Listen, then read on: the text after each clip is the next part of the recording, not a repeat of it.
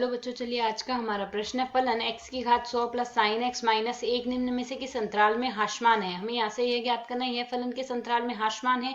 तो यहाँ से इस प्रश्न को करने हेतु हमारे पास यहाँ से हमारी मुख्य अवधारणा कार्य करेगी। मुख्य अवधारणा यहाँ से हम लेके चलेंगे। यदि हमें कोई भी फलन f(x) दिया गया है तो f(x) अंतराल I में हाशमान है। अंतराल I में हाशमान है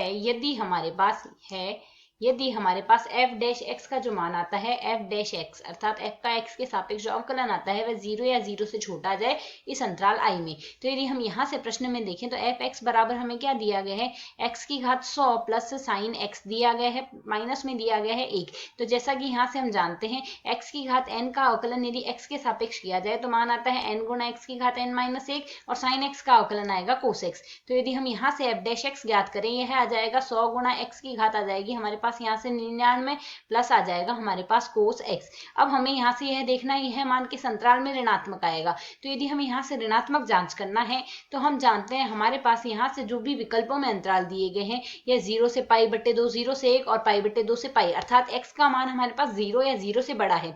मतलब हमें जो अंतराल दिए गए उसमें x का मान धनात्मक ही दिया गया है। अर्थात यदि हम यहाँ से देखें कोस x का जो मान होता है वह तो हमेशा हमारे पास -1 से +1 के मध्य ही आएगा और x का जो मान है वह हमें धनात्मक दिया गया है। तो यदि यह मान हमारे पास धनात्मक है तो यहाँ से f डैश x का मान हमारे पास यहाँ से यदि हम x का मान धनात्मक उस स्थिति में हमारे पास f डैश x का मान कभी भी ऋणात्मक 0 या 0 से कम आ ही नहीं सकता। तो इस स्थिति में हमारे पास कभी भी ऋणात्मक नहीं आएगा। तो यहाँ से हमारा विकल्प D इनमें से कोई नहीं एक सही हल होगा। आशा है समझ आया। धन्यवाद।